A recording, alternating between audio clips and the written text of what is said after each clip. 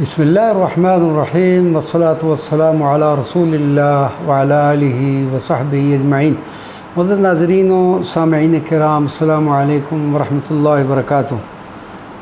سیدہ کائنات کے سرتاج معظم سیدنا علی کرم اللہ وجہہ جنابی المودہ میں ہے کہ مولا کائنات شہنشاہ ولایت سیدنا علی کے بے شمار فضائل ہیں۔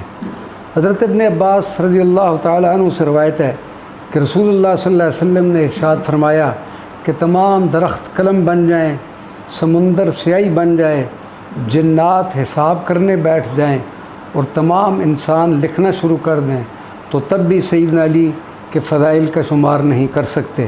رازدان نبوت سیدنا علی رضی اللہ عنہ کا حضور صلی اللہ علیہ وسلم سے انتہائی قریبی خاندانی تعلق، تربیت در آغوش نبوت، رسول اللہ صلی اللہ علیہ وسلم کے امین و رازدار، دروازہ علم و حکمت، قلندروں کے امام اور فقر و درویشی میں اپنی مثال آپ تھے۔ خشیت الہی کا یہ حال تھا کہ ساری رات مصلی پر بیٹھے محو عبادت رہتے۔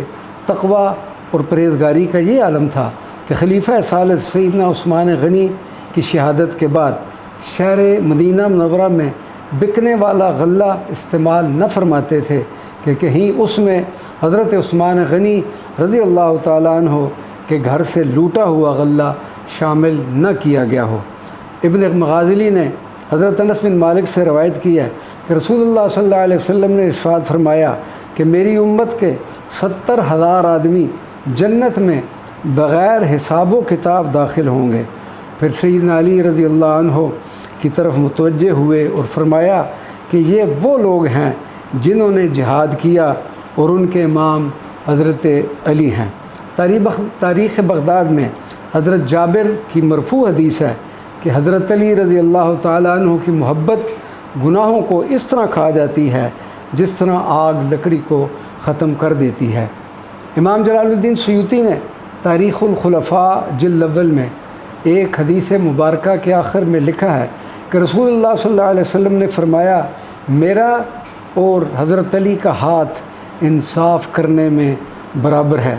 صاحب صواعق محرقہ نے ایک حدیث نقل کی ہے کہ سیدنا ابو بکر صدیق حضرت علی رضی اللہ تعالیٰ عنہ کہ چہرہ انور کو بہت زیادہ دیکھا کرتے۔ سیدہ عائشہ نے اس کا سبب پوچھا تو آپ نے جواب دیا کہ میں نے رسول اللہ صلی اللہ علیہ وسلم سے سنا ہے النظر الی وجہ علی عبادہ، کہ حضرت علی کے چہرہ پر نظر کرنا بھی عبادت ہے۔ رسول اللہ صلی اللہ علیہ وسلم کا ارشاد مبارک ہے کہ جس نے حضرت علی سے محبت کی گویا اس نے محبت کی، اور جس نے مجھ سے محبت کی تو اس نے اللہ تبارک و تعالیٰ سے محبت کی۔ سرکار دو عالم صلی اللہ علیہ وسلم مکہ مکرمہ سے ہجرت فرما کر مدینہ منورہ تشریف لے گئے تو آپ صلی اللہ علیہ وسلم نے کچھ وقت کے بعد انصار و مہاجرین کے درمیان رشتہ مواخات قائم فرمایا۔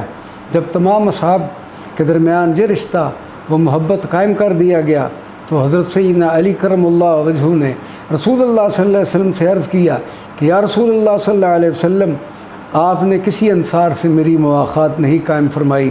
تو آپ صلی اللہ علیہ وسلم نے سیدنا علی کرم اللہ وجہہ کا دست مبارک پکڑ کر ارشاد فرمایا یا علی انت اخی فی الدنیا والآخرہ، اے علی تو اس دنیا میں بھی اور آخرت میں بھی میرا بھائی ہے۔ کتب تاریخ میں سیدنا علی کے گھر مبارک کا نقشہ کچھ اس طرح سے ملتا ہے کہ ایک کچا سا مکان تھا جس میں مینڈے کی کھال کی جائے نماز پر کھجور کے پتوں سے بھرا ہوا تکیہ رکھا ہوا تھا، لکڑی کے ستون کے ساتھ ایک مشکیزہ اور ایک رومال لٹک رہا تھا اور ایک کونے میں مٹی کے گھڑے پر پیالہ رکھا ہوا تھا۔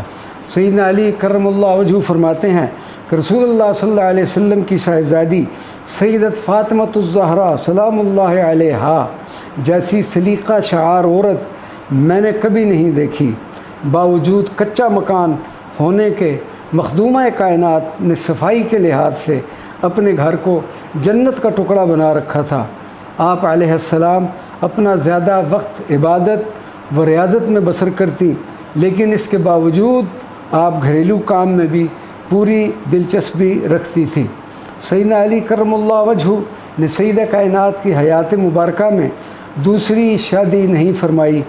اسی طرح جس طرح نبی کریم صلی اللہ علیہ وسلم نے ام المؤمنین حضرت خدیجۃ الکبریٰ رضی اللہ تعالی عنہا کی حیات مبارکہ میں دوسری شادی نہ فرمائی تھی۔